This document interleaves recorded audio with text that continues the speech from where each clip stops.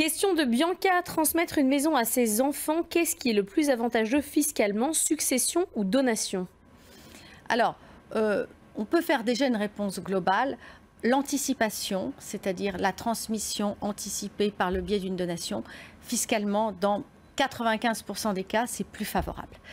Parce que déjà, vous allez généralement vous réserver l'usufruit du bien. Donc, il y a une première décote, vous n'allez payer que sur la nue propriété. Parce que deuxièmement, vous allez faire jouer le jeu des abattements. Vous savez que vous avez un abattement de 100 000 euros par enfant et par parent tous les 10 ans. Donc par exemple, une donation faite par 2 parents à 2 enfants, c'est 400 000 euros de droits économisés, puisque les 400 premiers 1000 euros ne sont pas taxés. Et ça marche pour une maison comme pour de l'argent?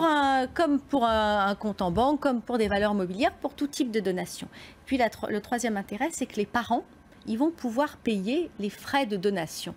Quand vous héritez, vous allez payer votre succession avec de l'argent qui a subi l'impôt. Là, la possibilité vous est offerte aux donateurs de payer pour le compte de leurs enfants les frais de donation francs de droit. Donc vous voyez, vous avez 3 avantages quand même.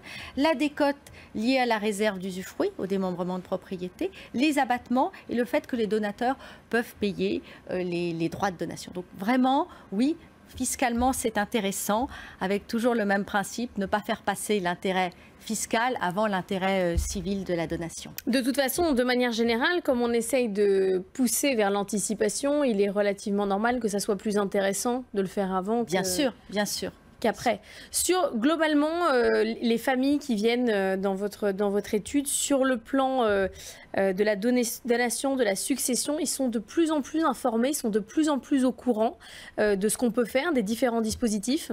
Oui, oui, tout à fait, tout à fait. Déjà, on a le site du Conseil supérieur du notariat qui est extrêmement fourni en exemples, en type de cas classiques qu'on peut consulter. Et puis, c'est vrai que la presse s'intéresse de plus en plus à la transmission patrimoniale. Donc, il y a très souvent dans la presse des articles sur la transmission qui font que les gens par les réseaux sociaux aussi, sont de plus en plus informés. Alors, les informations sont souvent à compléter, mais oui, ça permet de susciter en tout cas une interrogation, et ça, c'est très bien.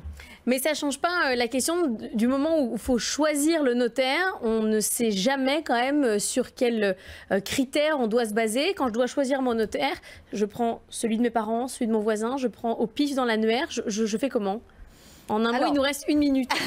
Alors, en fait, des sondages qu'on a commandés à plusieurs reprises, on s'est aperçu que la majeure partie des notaires, quand vous avez un nouveau notaire, c'est du bouche à oreille. C'est-à-dire que c'est très très souvent sur le conseil, c'est souvent le notaire de ses parents, mais c'est aussi sur le conseil d'amis qui ont été satisfaits des prestations de leur notaire. C'est un peu comme un médecin, si vous voulez. C'est-à-dire que c'est très rare qu'on soit choisi dans l'annuaire. Souvent, on est sur recommandation et c'est tant mieux.